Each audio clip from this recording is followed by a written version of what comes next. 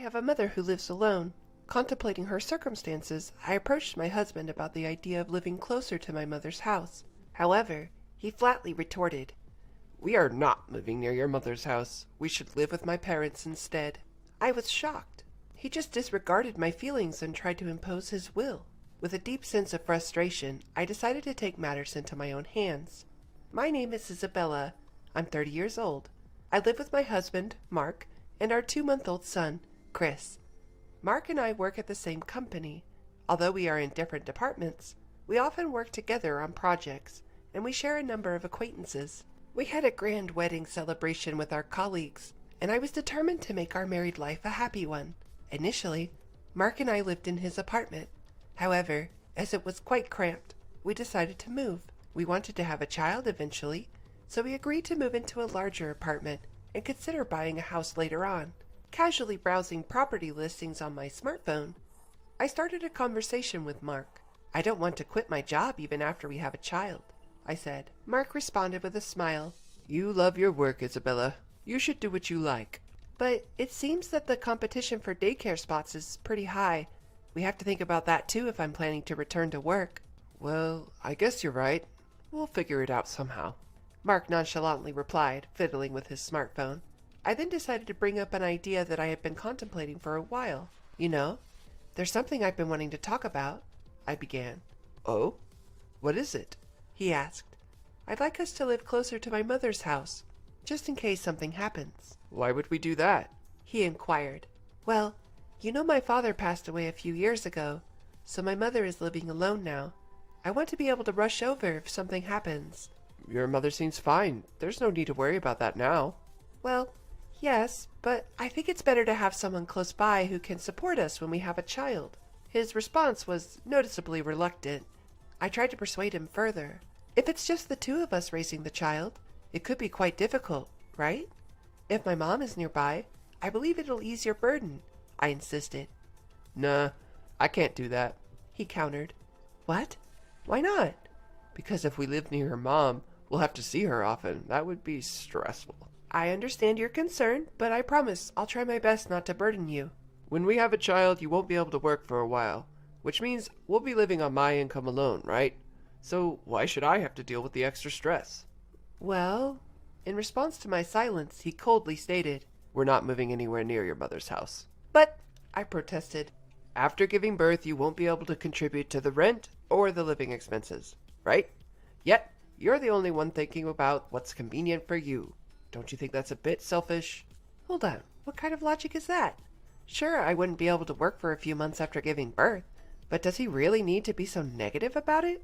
Don't you think we should try harder to cooperate as a married couple?" My husband's actions didn't make any sense, and I felt that if I continued to speak up, things would not progress in a positive way.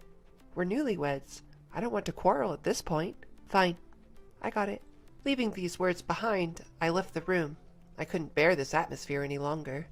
Eventually, I gave up on living near my mother's home and decided to settle in an area close to both of our workplaces. After moving, work and our marital relationship were going fairly well, and we were leading relatively peaceful days. One day, I found out I was pregnant. My work was going well, so I felt a little guilty, but my child was my top priority. Taking handovers into account, I worked up until the last possible moment before my family leave.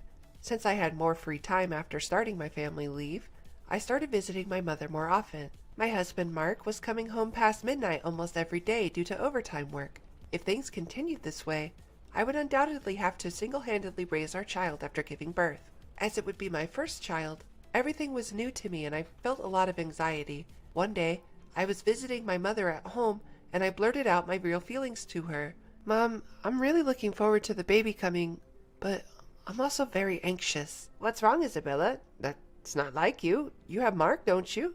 "Mark seems busy with work, and when I asked him to take care of our baby together after giving birth, he yelled at me, saying, 'How can I, a man, do that?'" As I explained, my voice trembled and my mother looked worried. I decided to express my feelings clearly to my mother. "Hey, Mom, can I come back here for a while after the baby is born?" "Well," my mother tilted her head and thought for a moment. "It's going to be tough at first, and it would be a bit of a hassle for me to commute to your place every day. I would be grateful if you could come over to our house, Isabella. Really? Can I stay? Of course. I'd be happy to spend time with my grandchild, and nothing would make me happier than being able to support my daughter. Thank you, Mom. I'll talk to Mark about it when I get home today. By revealing my anxiety to my mother, my heart felt significantly lighter. Right. I should talk to Mark properly. As a couple, we need to consider our child's future carefully. That night, I talked to Mark about the situation with my mother. However, his reaction was not what I was hoping for. What? Go back to your parents' house? You must be kidding. I'm serious.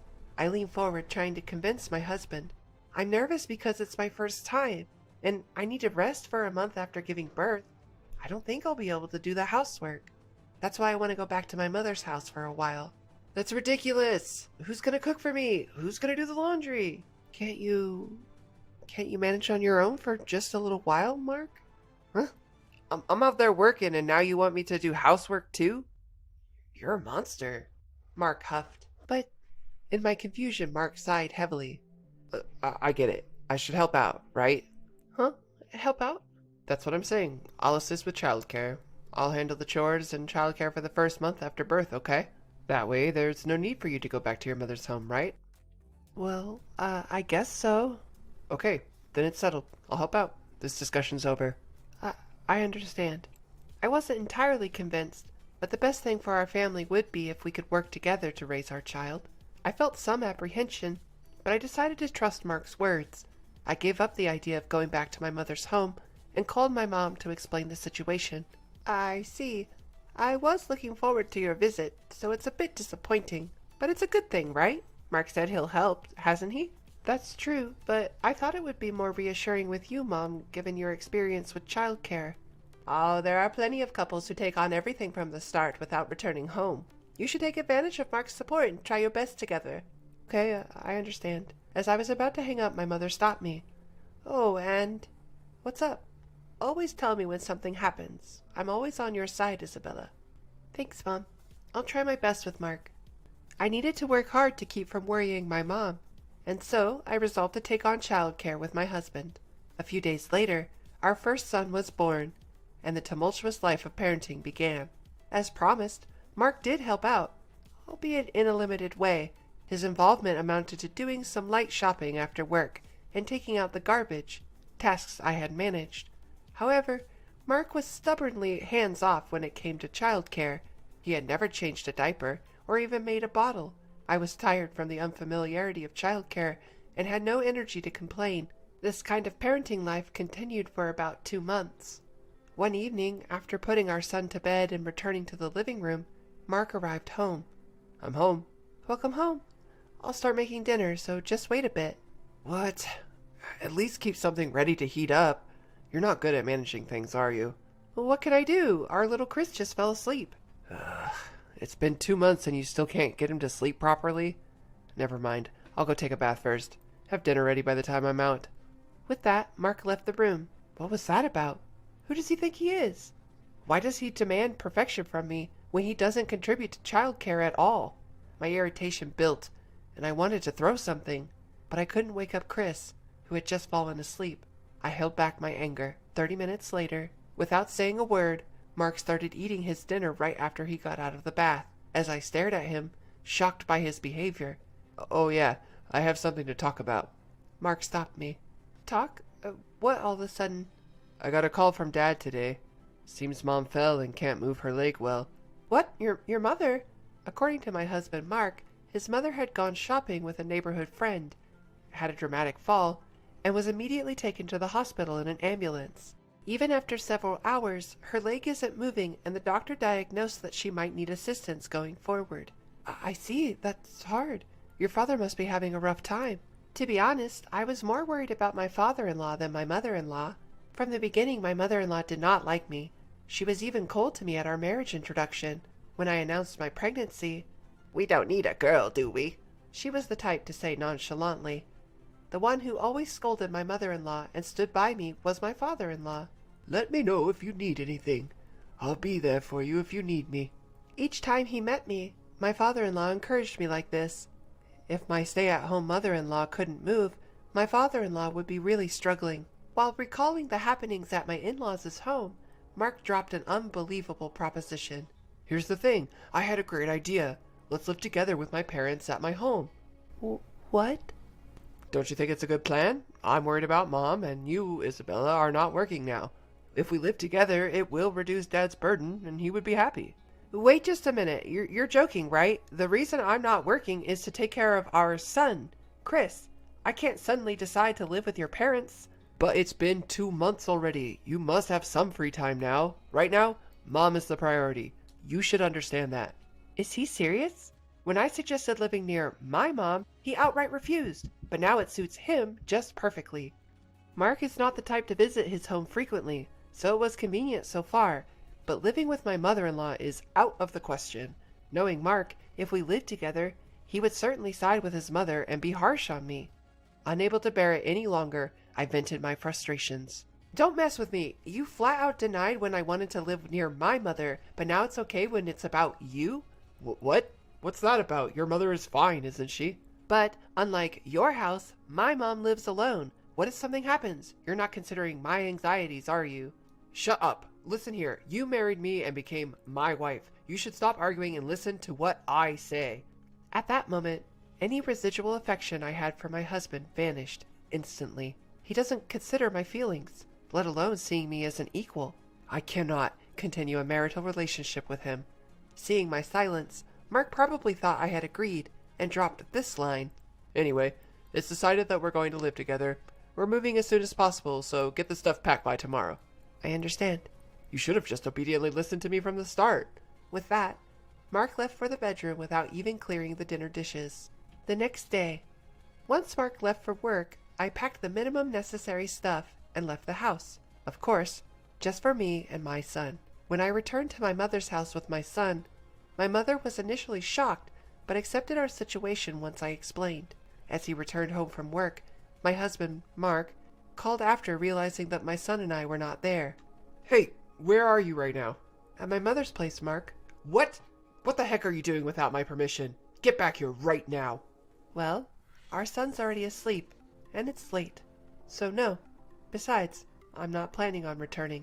What the? Mark yelled at me over the phone, something that was rare for me to oppose him. Listen here, if you don't come back right now, we're getting a divorce. You got it? A divorce? That's right. Didn't I tell you? I'm moving to my parents' house. If we divorce now, you'll be jobless. That's gonna be a problem for you, huh? I couldn't see his face, but I could tell from his tone of voice that he was smirking. To him, I responded coldly. I don't see that as a problem. What? I have no objections to the divorce. So please, send the divorce papers to the court. What are you saying? You're the one who's going to be in trouble if we get a divorce. Maybe he thought that if he provoked me with a blaming tone, I would listen to him. I was thoroughly disgusted by his naive thinking. If you want to move to your parents' house, go ahead. I won't. What? You think you could just do that? I don't need your permission. After all, we're getting a divorce. Why should I listen to what a stranger has to say? Who do you think you are talking like that? My patience with Mark, who still looked down on me, had reached its limit. Enough is enough.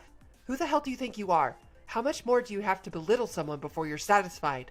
I didn't get married to become your slave. Stop treating women like they're stupid. What's going on? Isabella, calm down. Calm down?